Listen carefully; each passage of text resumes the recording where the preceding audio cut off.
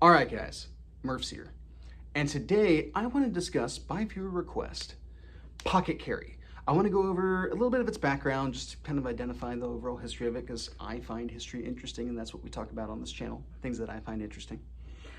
I want to go over some desirable features of pocket carry guns that suit themselves well to pocket carry, and attributes that you're going to need to consider whenever it is that you're planning on conducting this type of activity, as well as the pros and cons of pocket carry.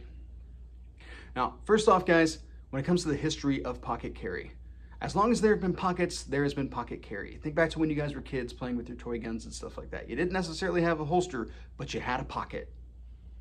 And that was pretty much the norm for quite a few years. You'd go ahead and just shove a gun in your pocket. And that developed from percussion cap, single shot pistols, up into small derringers or breech loading, cartridge fed type weapon systems, into things like the lemon squeezer, and all the way up to eventually micro-framed revolvers and semi-autos going into the turn of the century, into the 1900s. The early 1900s, actually, pocket carry semi-autos were incredibly popular. 25, 32, even some 380s were all the rage for carrying in your pocket.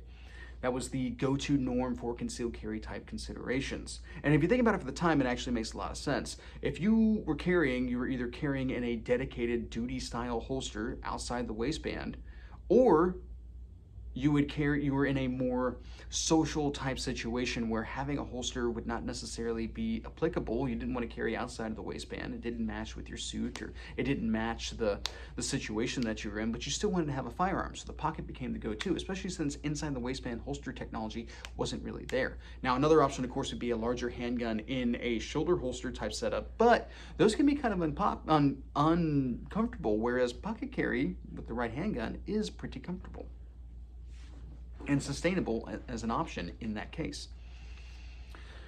Now, pocket carry would kind of start to go to the wayside the further we got from the early 1900s. And it's not to say that it's completely extinct, as much as it's to say that there are a dwindling number of people who engage in it every year. Now, a fantastic example here on YouTube of someone who pocket carries would actually be Hickok 45. But not to poke too much fun at Hickok 45, it also kind of paints a picture for the type of person who pocket carries to begin with. Somebody who, maybe wears some white grass-stained New Balances and some very baggy, oversized long-sleeve t-shirts and baggy, oversized pants. Now, that's not to say that's the only type of person who pocket carries. There are plenty of other people who are maybe a little bit more trendy in their dressing and all that kind of stuff who pocket carry, but it's not necessarily the norm, that's for sure. All right, now let's go ahead and start talking about attributes of pocket carry pistols. First off, lightweight is a key thing here. You do not necessarily want the handgun to weigh down your pants pocket or even the pocket of a jacket. So if you ever looked at a jacket hanging on somebody, you put something heavy in one pocket as opposed to the other, that side does not move in the same way of an open jacket. That side does not move in the same way as an unencumbered pocket does. It's gonna hang straighter. It's whenever it is that you turn with your body, the side that doesn't have something in it is going to flare out a little bit more, whereas the side that does is gonna hang closer to the body. Or it might flip out more widely depending on which direction it is that you're turning. That's potentially a dead giveaway. It's the same as printing in that case.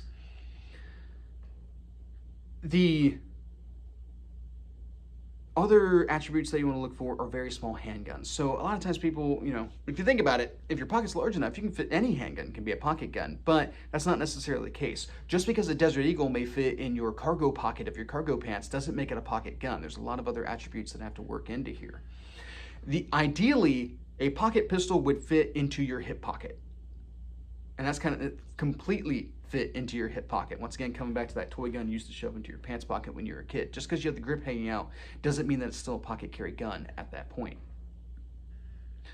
So with that, we have to start talking about caliber for these handguns. And pocket pistols largely range from 22 all the way up to, for the majority of your options, all the way up to 380 and 38. There are some 9mm and even 40 Smith & Wesson's options out there. We'll talk about those more here in just a little bit. Now, whenever it is that we talk about consistent features of pocket pistols, something that you're going to see are going to be very small sights, which is good so that they don't necessarily catch on things in your pocket whenever it is that you're drawing, but is bad from an actual target engagement standpoint. And this is what you're going to see in a lot of your 22s, your Derringers, your breech loading pistols of that type of variety. You're going to have absolute crap sights. Now, a Derringer can be chambered all the way up into like 45, 70, but you're still talking about bad breath distance engagements. To where, I don't know, you're playing poker in a saloon and somebody finds out that you're cheating, and now you're gonna have to shoot your way out of there across the table with your Derringer. That's where that gun plays in at. If you're talking about your average self-defense situation taking place between 5 and 7 yards, a Derringer is not a good option in that case. Pocket pistols at this point become more of like a last-ditch type thing. You're on top of the target, they're on top of you, they're within strike distance, and you are going to defend yourself by shooting them. Now, something else that comes into this is not just sights that make these handguns difficult to shoot well, it's also the overall size. They're going to move around a lot in your grip. They're going to be difficult to be able to maintain on target if they're in a larger caliber because they're going to move around so much in your grip, all those types of things. But again, when we're talking about pocket pistols, we're talking about up close and personal engagements. And that is a key thing here. So when we get into a lot of your other 22LR offerings, like your Beretta Bobcats and stuff like that, the 22LR and 25 auto categories, yes, we have semi-autos, and that means that we have faster shots on target and all that kind of stuff, but we also have weaker cartridges, which means that we need those shots on target. Now, we've already talked about the suitability of 22LR for self-defense type situations. I have a completely separate video on that, so if you're interested in that, go ahead and check for the link in the description. I don't want to expand upon that any further. As we also do for the 25 ACP, again, link in the description. One of the important things I would point out about the 25 ACP is that I would not spend time trying to get hollow point ammunition as much as I would just lean into carrying FMJs, because the issue with 25 ACP hollow point ammunition is it does not penetrate to FBI standards, and it definitely doesn't expand to FBI standards. So you're not necessarily getting the best performance out of those hollow points. They're penetrating too shallowly. They may not actually do the things you need them to do.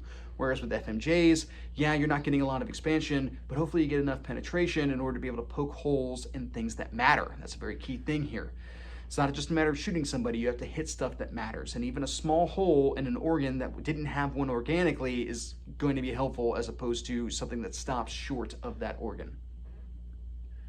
Now, also something that's very popular are the North American Arms mini revolvers, chambered in 22LR and 22 Magnum, which we do have a video on the suitability of 22 Magnum, which I will throw the link in the description to that as well.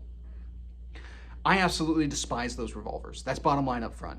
They are fantastic pocket guns from the standpoint of, yes, they are small, compact, and they fit in your pocket. They are multi-shot, which is nice because that's, that puts them above Derringers. But being chambered in 22LR and 22 Magnum do not make them go-to choices for me. My uncle is actually a big fan of those revolvers. However, he did manage to gum one up to the point of basically being useless with his pocket lint. So that's something you're gonna have to take into account with your pocket pistols, apparently. Now, I do remember there being a circumstance during COVID where some old man tried to face down a group of protesters with one of those North American Arms micro revolvers, and I don't think it went well for him. So again, it's an important thing to keep in mind about pocket carry is you're not invincible when you're carrying with that. That is worst case scenario. Now, 32 ACP, and our further discussion on cartridges that work well for pocket carry. 32 ACP is probably my favorite pocket carry cartridge, even though, in my opinion, 32 is on the wrong side of optimal, which I have a video covering that as well. I'll throw the link in the description. 32 is light recoiling in most handguns. However, again, we get into the FMJ over hollow points things where I'm getting the penetration, because hollow points don't really give you the good penetration and expansion that FBI ballistics testing tells us that we need. But a lot of the handguns are very small and very easy to handle that cartridge, so I like that. Really, I even like 25 ACP over 22LR and 22 Magnum purely because 25 ACP is a centerfire cartridge, just like 32 ACP. Now, 380 becomes a little bit of a different animal at that point. It becomes very dependent on the handgun that you're shooting it out of.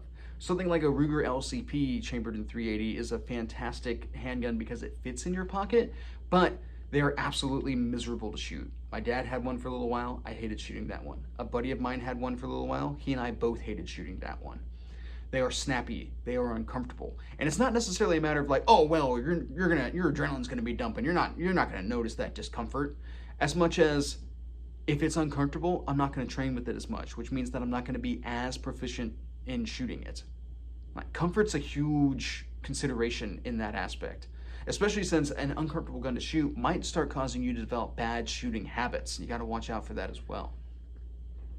Now, the 380 cartridge, in my opinion, is on the right side of optimal, and that might be a controversial opinion, but it is one that I hold on the channel. So there are certain handguns that handle the 380 better than others, the Glock 42 being a fantastic example of that. But it is also a little bit on the larger side of pocket carry. We'll talk about that more in pocket carry pros and cons here in just a little bit. Now, moving out of the 380, there are some 9mm offerings from like Car that'll fit into your pocket really well, but now we're starting to get into a discussion about the size of your pocket. Your average pants pocket may not support something like a SIG P365 very well, but if you have those kind of older budget style jeans that have absolutely gigantic pockets in them, maybe you can, maybe you can't. That's a very individual thing. I haven't played around with it personally. But for the most part, your slim single digit capacity handguns are going to be where it's at for that type of application. Same with like Car has some very small 40s. Now, of course, a 40 Smith & Wesson handgun of that size is going to be pretty snappy to shoot. It's also going to have incredibly diminished capacity. But if it fits in your pocket very well, is it that big of a deal? Depends on where it is that you rate pocket carry as in your overall evaluation of available resources.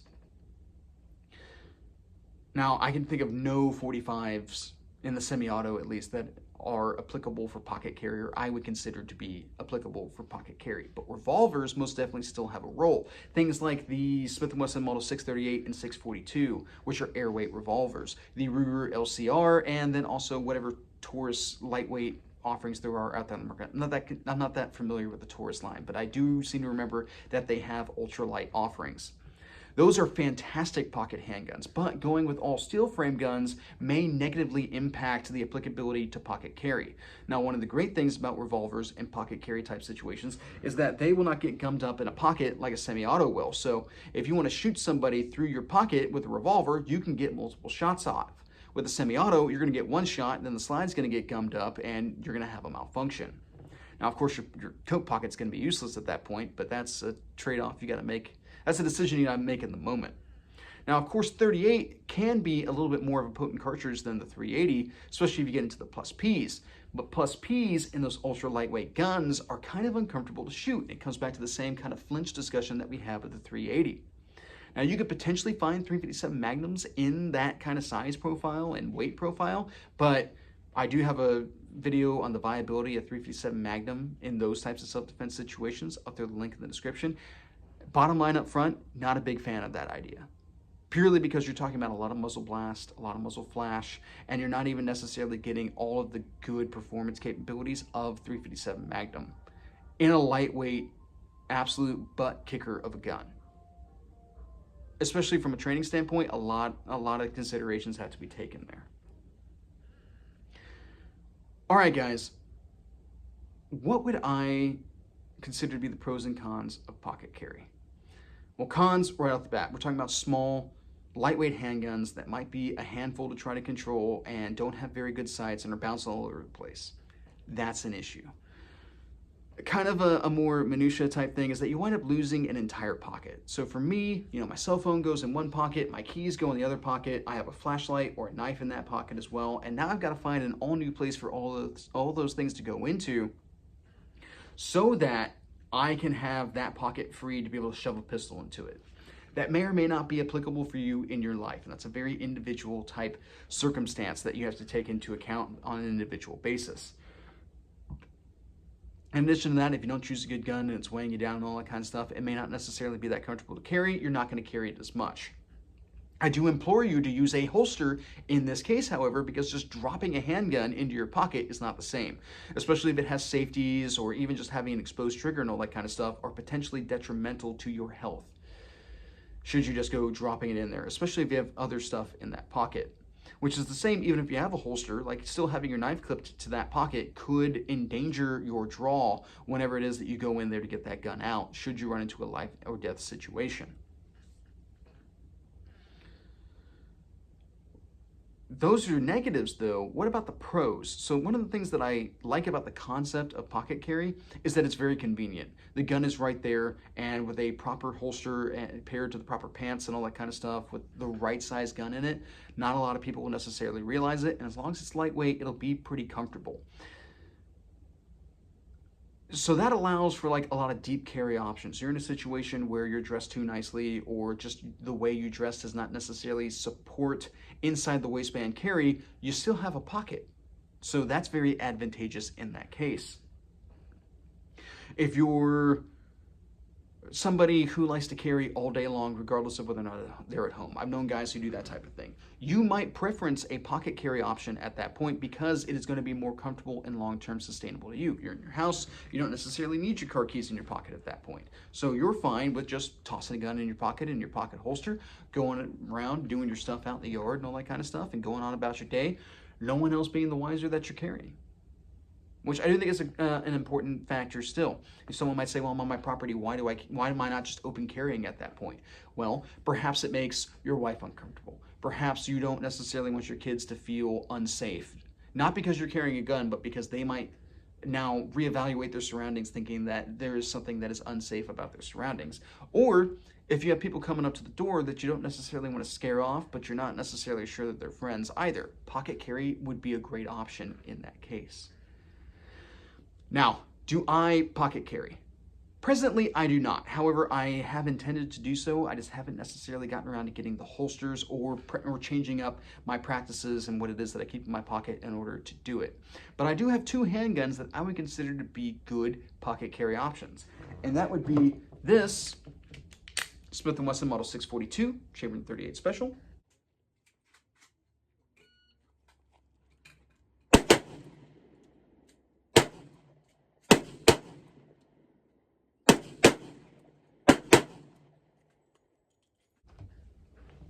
as well as this Glock 42 chambered in .380.